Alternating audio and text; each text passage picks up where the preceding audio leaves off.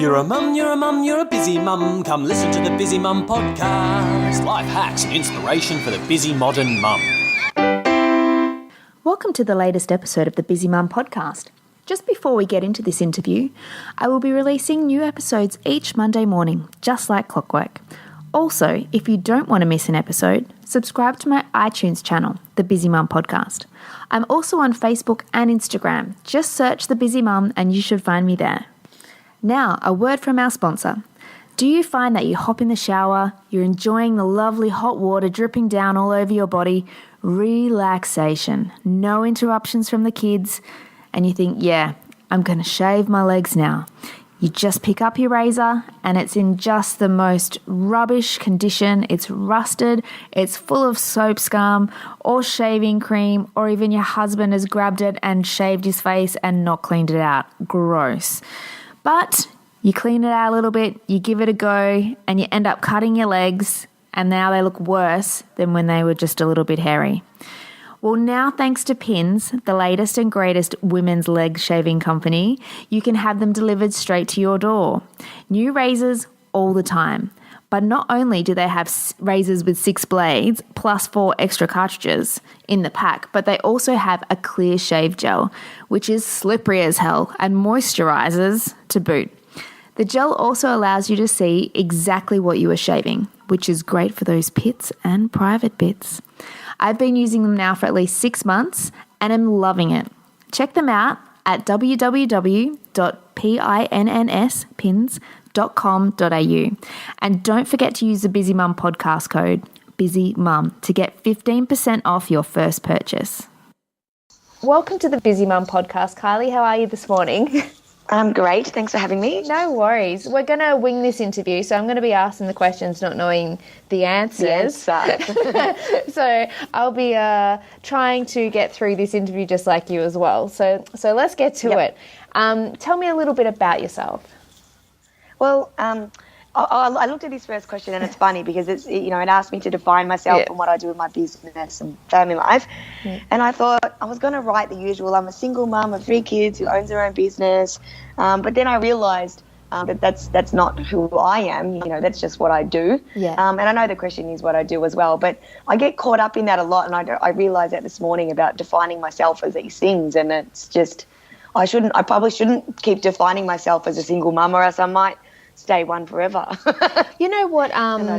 One lady I did speak to, she said that she's a solo parent instead of a single mum. So like she's doing the solo parenting thing, but you could have a partner on the side, I suppose. So you're not really pigeonholing yourself into that single mum. Yeah, which I don't want to do. But and then I thought, if I had to say who I am, just who do you want to be? Yeah. Well, I'm just an imperfect, multifaceted human. I'm just, and I also wrote a book, so I'm also an author, and I've done, a whole lot of things. But, how do you define yourself? That's a tricky one. I'm Kiley Baker. That's who I am. Well, Kiley Baker, tell me more about your book. I'm halfway through writing my book. I think everyone's writing a book these days. Yep. And before I started, I asked people, how do you write a book? And they're just like, Jackee, just sit down and write it. So what's your book about, and what inspired you to write a book? My book is called Mother, Lover, Woman, Warrior. And I think my picture that comes up there is the cover of my book. That one there. Very dark and mysterious picture. Yeah, baby nice. And a sword. Yeah. Sure, it was actually really safe. I didn't hold the baby and the sword at the same time. So I held the baby and then I held the sword. So it's all safe.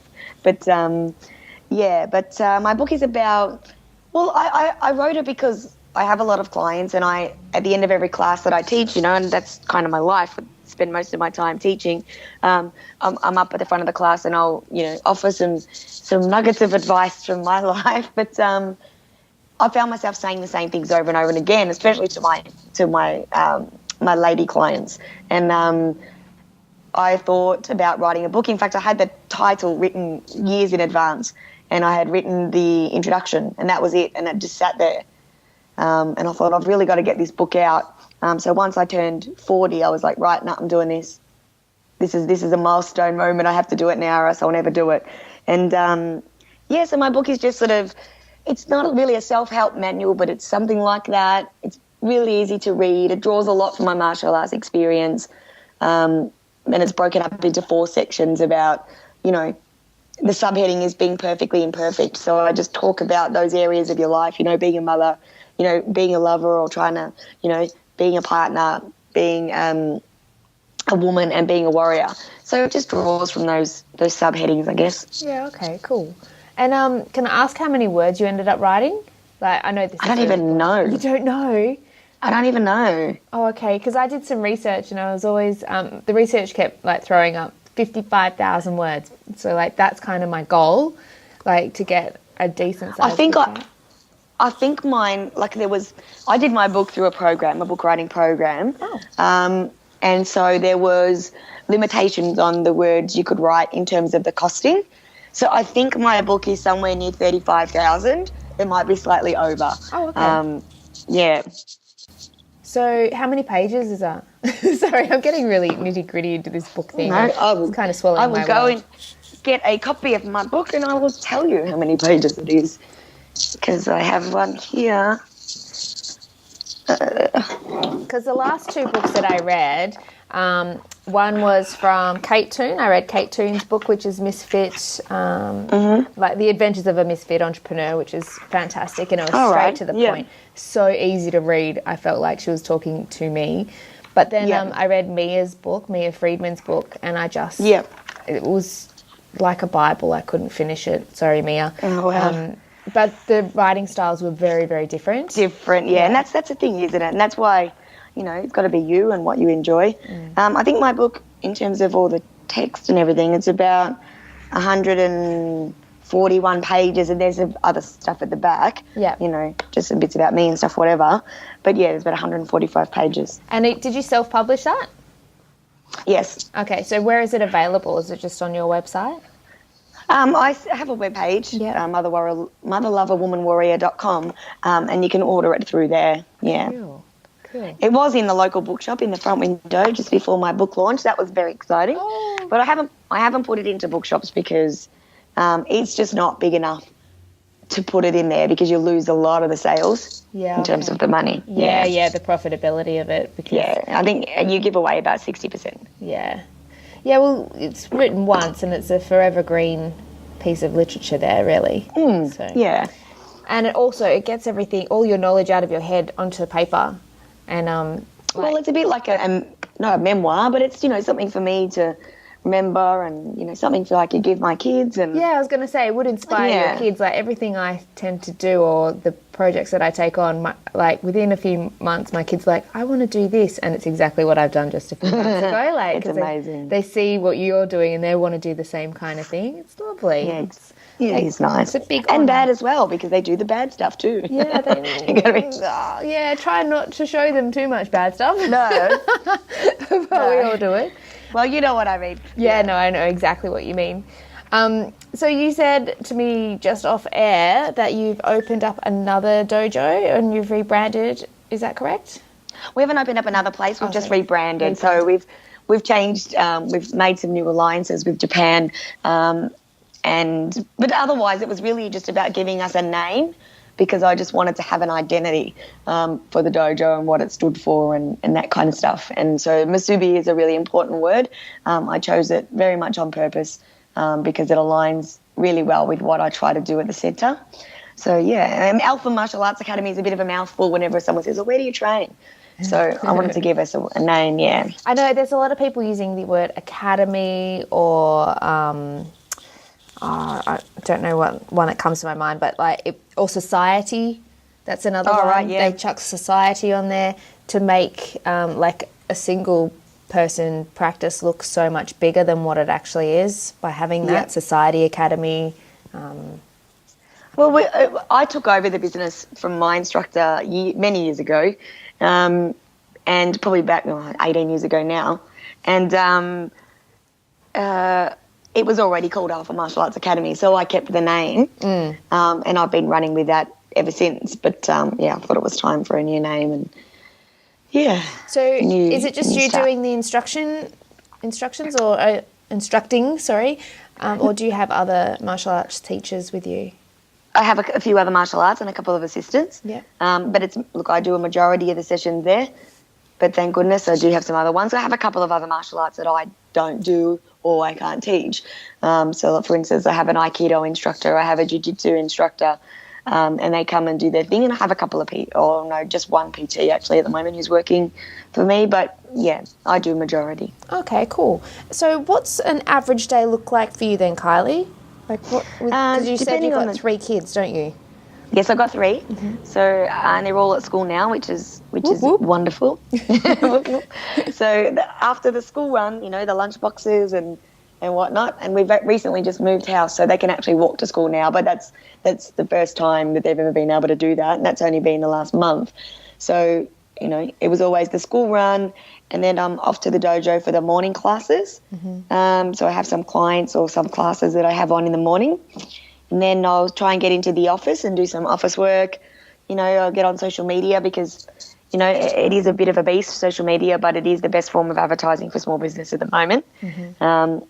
So I do a little bit of social media stuff. I have a theme each day that I try and stick to for what I pop up on there. And then, I'd have different days where I do different jobs. I've had to kind of segment things. For example, I do all my banking and emails on Friday unless I have to do something on another day for whatever reason, something's urgent or whatever. Yeah. But try and sit down because I just get caught up on the computer, on the emails and the laptop, and I find I can just waste a whole day or all the time that I have allotted in the office, which isn't a lot each day. So try and segment my life in the office. I'll try and fit some lunch in somewhere. I have to eat usually I don't eat in the mornings. I do like intermittent fasting. It hasn't always been that way, but that just seems to be what's working for me now. So I have to find time for lunch because it'll be the first main thing that I'll eat all day. And I need a good lunch because I won't eat again until after 10 o'clock at night, which is when I finish. So my schedule's a bit weird. And then I'll go and have some lunch. Then at some point, if I need to do groceries or something, I'll go out and do that. Then at school pickup, we usually go to the dojo straight after school, or because we've moved very close now, sometimes we come home and have dinner, but I have a kitchen and everything at the business, so I used to cook dinner there for them quite a lot. And then we're there until I finish, which most nights is after 8:30. One night a week I don't finish till 10. And the kids are there with me. They train or they go to gymnastics, which is just across the road. And so they're there at the dojo with me till I finish, lock up, come home, bedtime. Cool. Then I have dinner. So do your kids do the classes as well at all? Like, do you have a kids class? Yeah, we have kids classes. My kids do karate. Well, they've stopped at the moment.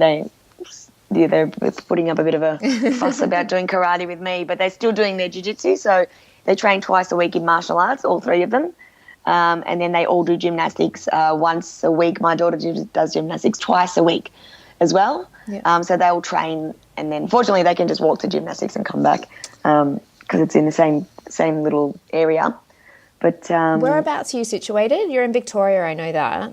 I'm in Victoria. I'm in a place called Research, which is just near like the Yarra Valley. Okay. That kind of stuff. It's on the outskirts of that. But yeah, we're in like a little industrial estate.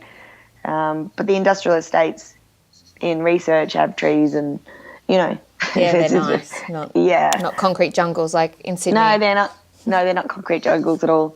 Yeah. So do you have any life hacks that you do each day to make your life run smoother? Because running a business and having 3 kids and doing that all on your own, there's got to be some magic happening there. There's no magic. Like I said, everything. I just don't do everything perfectly. I used to really struggle to try and to do things perfect, have the house tidy, always clean. I wanted everything to be perfect, and I just realised I was getting myself into this little tiz and this state of not anxiety, but I was always a bit annoyed because things weren't perfect, and I just had to let all that go. So for me, I just do as much as I can every day. There's no life hacks. I don't think you can hack your life, but no, I read what's the word for it? I just keep everything simple. I don't have time to do everything amazingly, so I just try to keep everything simple, and then everything gets done. Yeah. Fair enough. I read somewhere that you can't skip chapters of your life. You have to go through every painstaking word. Oh yeah, I just read that recently because I'm in a book group. Oh. And somebody shared that in the book group because it was relevant. It was, I like that one too. I like it too because you kind of go, oh yeah, because in video games you can find the cheats online all the time, but in life you can't find the cheats like ruin your life really, if that makes sense. They do. Yeah. Well, you miss out on bits, don't you? Yeah, exactly. No, just there is. For me, I haven't found any magic hacks. So if somebody finds one, please let me know. But little things like, sometimes I do things like, on a Monday night when I finish late, the kids go to their dad's on a Monday night, so they're not there with me till 10 because it's just too late. But like I'll come home and I've discovered U-Foods. Have you seen those? Do you know what they are? U-Foods? No. They're like a pre-prepared meal. Apparently they were famous on the block, but I didn't have TV for 2 years. I've only just got TV again now, so I wasn't watching it. I didn't see it from the block, but I discovered it at a supermarket. And my local IGA, and they've got these pre-prepared meals and they're delicious. They're like $10 a meal, and I just come home from training, because I train on a Monday night, so I'll be exhausted and I'll come home and while I'm in the shower, I chuck my dinner in the oven because I don't have a microwave because I'm weird. So I put it in the oven, and while that's heating up, I have my shower, come out, eat my U-Foods, which are delicious. It's not an ad for U-Foods, but so that's my one hack. Is my one pre-prepared meal that I have every Monday. So you feed really well once a week. Oh, yeah, no. Oh, it's funny. Oh. I tried the Weight Watcher meals and stuff, but if you look at the salt content, I think it is, it's off the scale, so I stopped that pretty quickly. No offense, Weight Watchers, but it just wasn't for me. And the local IGA here as well, they're quite good little supermarkets. They do tend to stock those smaller business type of products, which you don't find in the Coles. Like to get into a Coles or a Woolies chain, for starters, like I'm reading this book and I found out there's, I think, almost 1,000 Woolies stores across Australia and like 840 Coles stores. Wow. So like to even get in there, like you need to have a lot of like supply. So at least with your local IGA, you can just go down and talk to the franchisee and go, hey, do you want to try this out? Well, actually, and I noticed them in Aldi for the first time the other day. Oh, Aldi. Okay, well, I'll check that out because I'm going to Aldi this afternoon. I love Aldi. I can't wait for... I love Aldi too. They're supposed to be... It's a new thing for me. Yeah, same. Like, I got all these fines this year with my car. Another story. Oh, no. So I thought I will make that money up by changing from shopping at Coles to shopping at Aldi. And now I won't go back to Coles for a full shop. I'll do little spot things there's some brands the things you can't get. But my main shop is at Aldi now, and I love it. The first time I shopped at Aldi, I called my mum up because she's in Perth, I'm in Sydney, and I'm like, Mum, and I told her about all the savings, and she goes, you are crazy, Jackee. I'm like, I know, but like I love stuff that makes me that excited.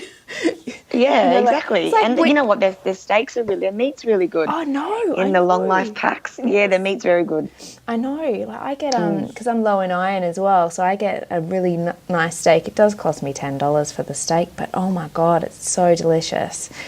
Oh. Yeah, but that's still reasonably priced, you know. Yeah, it's a porterhouse. Yeah, it's still exactly. So, have you got any advice for my listeners? In terms of the question on here is what was the best advice you received? So maybe I'll go with that one. Yeah, which was somebody said to me once. Actually, it was my boyfriend at the time, but he said that the things that we do in life on a regular basis, you know, we were talking about martial arts, but you know, are there to enhance your life, and if it doesn't enhance your life, don't do them. And that's something that stuck with me forever. And you know, if you know you're caught up in a job or something, you know, life is short, and if you're not enjoying it, if it's not making your life better, find a way to get out. And so that's been something that I've kind of not lived by, but it's something that always pops up in my mind whenever something's happening, and I go, oh, that's right, he told me that. Yeah, okay, yeah. So if you're not enjoying something, it's like, I'm not enjoying this. How can I get myself out of it? Well, most of the times we can, I think. It's our own mind that makes us feel like we're definitely trapped in a situation always. There's always a way. Well, you've created that trap as well.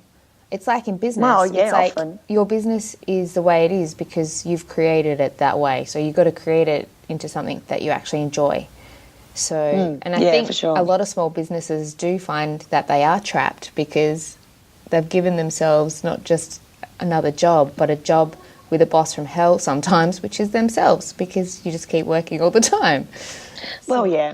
And, you know, I found myself caught in a place where it was like, what was that? I mean, when I had the conversation with him, it wasn't even running a business. I was just teaching casually, but, you know, it was more to do with the training itself that we were having that conversation about. But I just find that it's applicable across the board. Yeah, you can. But often I've found myself in the business, you know, going, oh, I've got to do this, got to do that. And I went, hang on a sec.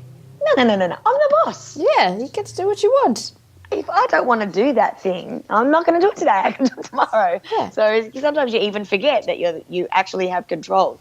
Yeah, absolutely. Absolutely. Especially like, because when you've been doing it for a few years as well, like you get like a hamster on that wheel, you know, the hamster wheel going round and round and round and round. And you're like, okay, if I want change, I've got to make change happen somehow.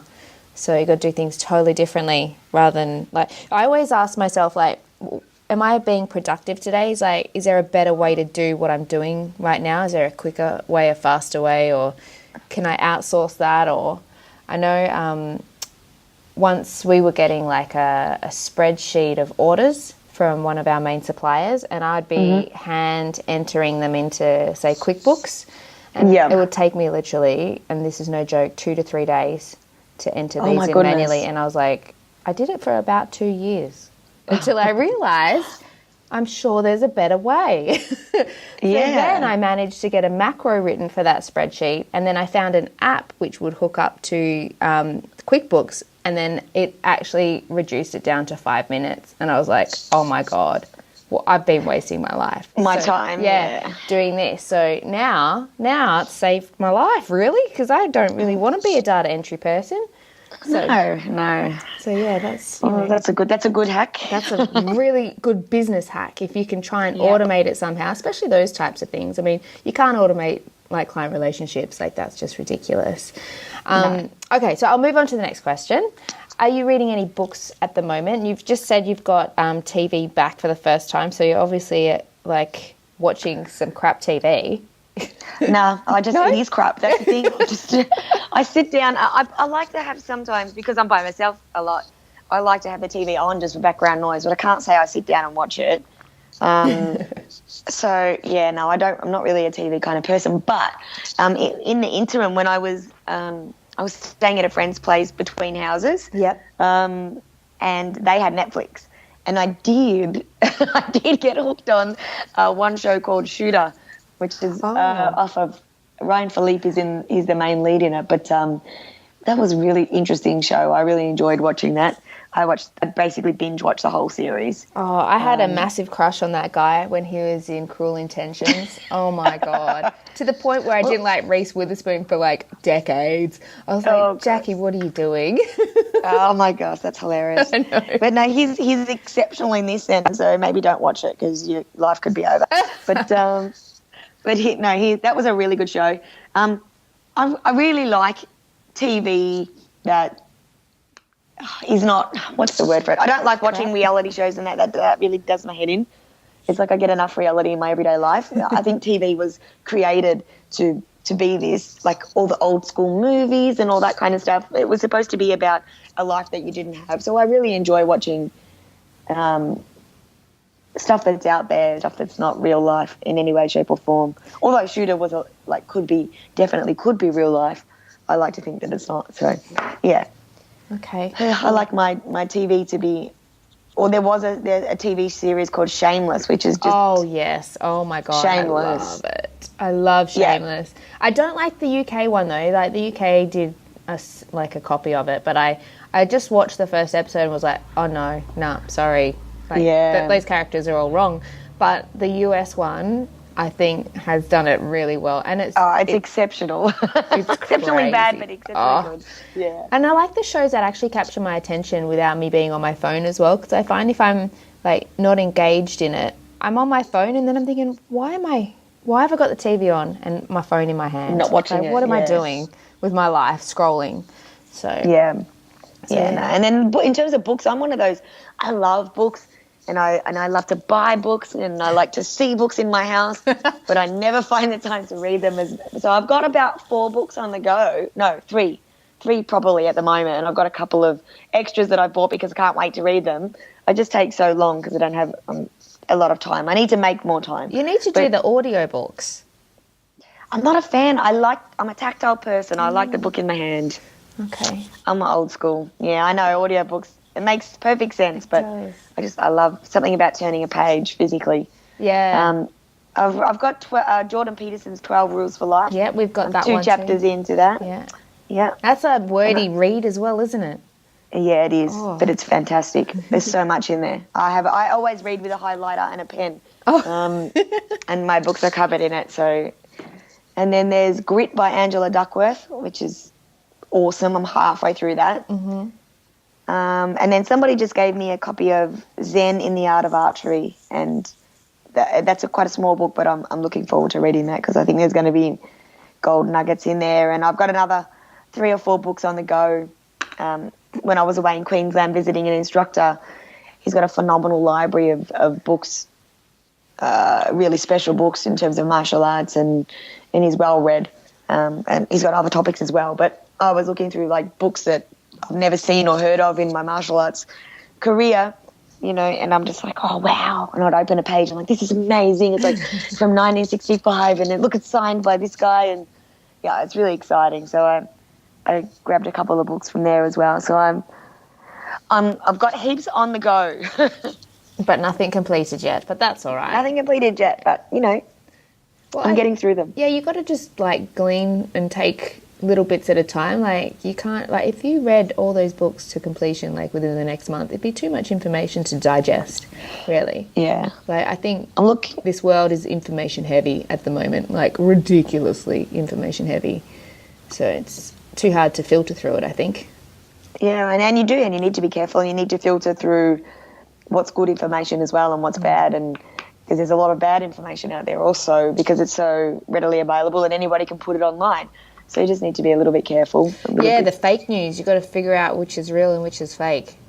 Yeah, and it's just, that's the challenge of the next generation, I think. Yeah, I know. Oh, it's so hard for them, poor little loves. Okay, so we've done books and we've briefly talked about dinner for you, but what are you preparing for your kids? Do you do meal prep? No, I don't have time for meal prep. Okay. I love simple things with my kids, and we like to eat healthy. At the moment, I've got a bit of an obsession with dumplings. So I had my first dumpling the other day. Oh my God. Yeah, I love Japanese food. We eat probably Japanese once a week. Yeah.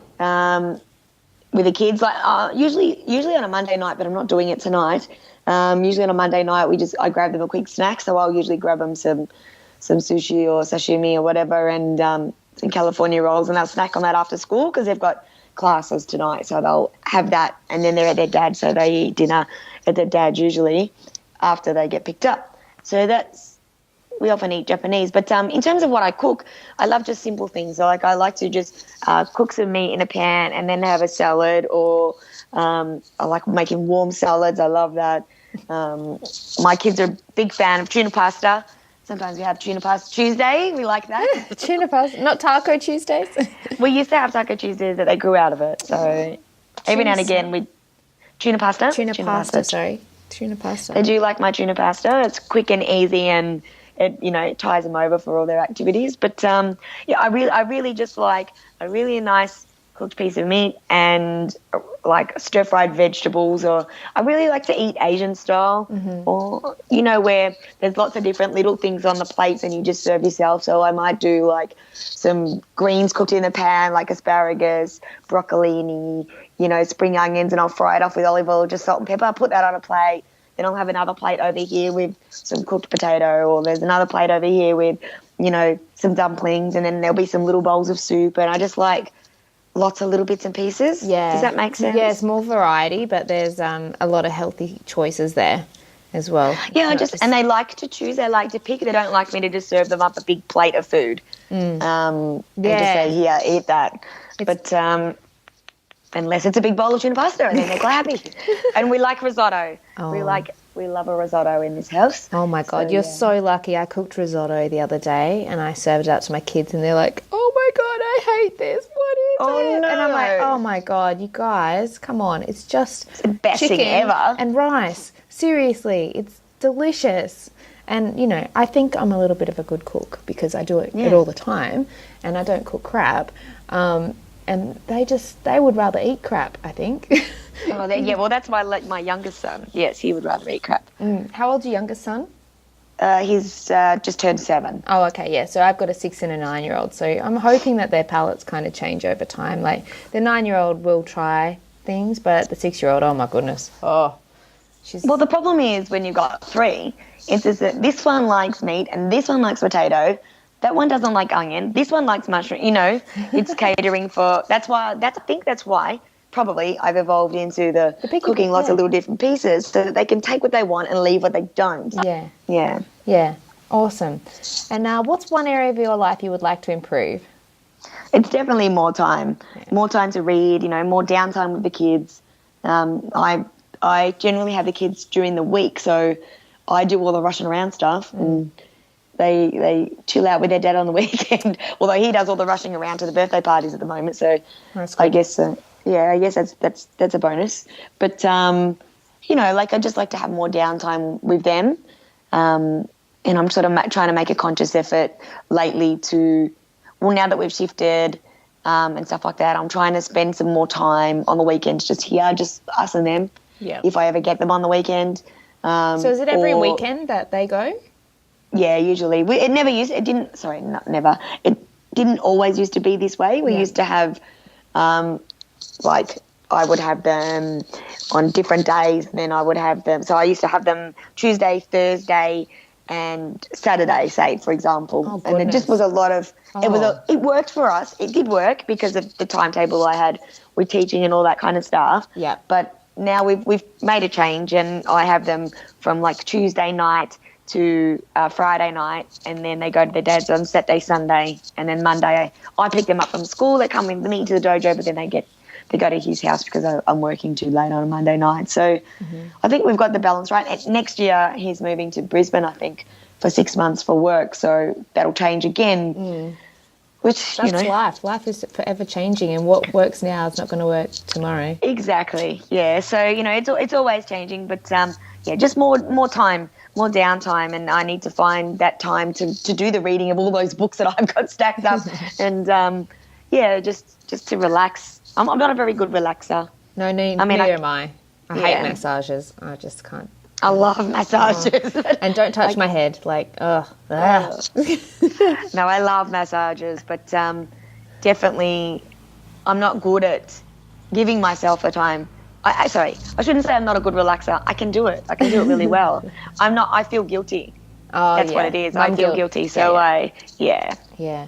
And what's your greatest fear, and how do you deal with it? I had written down here that my greatest fear is being alone, but that's not true. I actually enjoy my own company. It's not true. My greatest fear is that I'm not good enough. Oh. It really is. Yeah, and that's been something that's, been prevalent through my whole life, and that I wasn't aware of until, recently. So that was a bit of an eye-opener. A lot of things came out when I wrote my book, to be honest, so be prepared for that. Okay. Just because you're putting it depends on what you write, but if you're putting yourself down on paper for people to read, to judge, to do all that kind of stuff, it can be a really confronting thing. Yep. So... And I was really afraid that why would anybody read about me? What have I got to say? I'm not good. That kind of stuff. Which we tell other people is not true. We tell other people, no, definitely everybody's got something to say, and everybody does have something to say, and everybody's story is valid and worth listening to. And obviously some might be more interesting, but everybody is valid. And we tell everyone else that, but telling yourself that is another thing. Yeah, you got to have I think positive affirmations. If you do them daily, same with meditation. If you can get that into your daily life, God, you just become so much more positive and a better person. I am not practicing that way, but I've heard that, you know, that's what happens. Now I've got 3 quick questions and then I'll let you get on with your day. Have you signed up to any websites recently that you actually find value in receiving their emails? And this is going to sound really pathetic. Hit me. But there's a guy online which I came across via Facebook called Matthew Hussey. And he does a lot of these big seminars with lots of women teaching them how to find the perfect guy. But not that I'm on there to find the perfect guy, but his stuff is fantastic. Okay. He's just so to the point, like, you know, questions like, why can't I get over this guy that I've never dated? And he's just like, because you're more in love with the idea than you are of him. The fantasy, No, but his stuff is just so good. Okay. And he just breaks things down. He's on YouTube as well. Some of his videos and stuff, his information in terms of just self-development, self-realization, all this kind of stuff is bang on. And I'm really enjoying listening to his stuff. I don't subscribe, like, I haven't downloaded any. I've downloaded some of his stuff, but I just really like the podcast and the YouTube videos he puts out. He's great. Okay, cool. What's one piece of advice you would give your pre-baby self? I would just tell myself to relax and that nothing needs to be perfect, and, you know, just to enjoy the baby time. Yes, yeah. We never enjoy the baby time. We always say, you should be hitting these milestones. Why aren't you hitting the milestones? And then you freak out about it, and it's like, oh, God. Then they reach the milestone, and you're like, oh, okay, it's going to happen. It happened. Yeah, it happened. Last question. What is the most useful and useless baby item you had?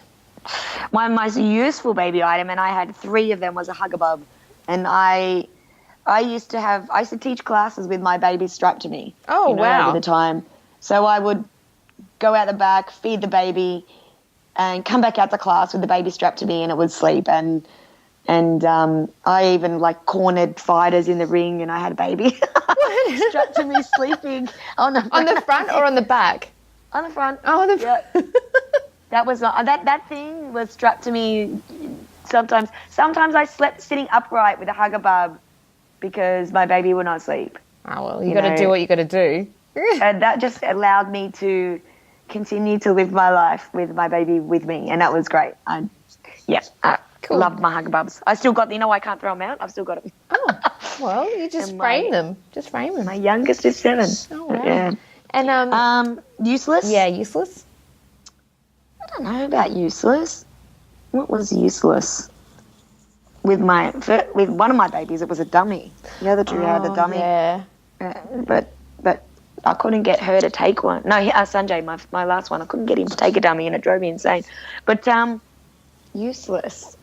I know both my kids sucked their thumb in the end because I took the dummy off my eldest at 4 months. That was stupid because you can't throw away your thumb, can you? No, you can't cut it off. You can't. And so, like, it took until she 7 for her to stop sucking her thumb. Yeah. And then my 6-year-old is still sucking her thumb and her teeth are falling out, and she said to me yesterday, I don't want to have rabbit teeth, Mum. Can you buy me this thing that I can chew on and suck on? I'm like, oh my God. Well, at least she's aware. She's very She doesn't aware. want to have rabbit teeth. Yeah. Useless baby items. I bought lots of toys and stuff that I thought that my kids would absolutely love. And, oh, my God, they're going to play with this. But I really think I bought lots of those toys for me because they were cute. And, so too many toys was my useless baby things. Awesome. Yeah. Well, thank you so much, Kylie, for being on the Busy Mum podcast. It's been amazing to chat with you this morning. I hope we winged it okay. We winged it perfectly, I reckon. It was so good. Yeah. Thanks for listening to the latest episode of the Busy Mum podcast. Don't forget to let your friends know, and also subscribe to the iTunes channel, and also my socials if you want to see what I'm getting up to. A brand new episode is out every Monday morning, just like clockwork.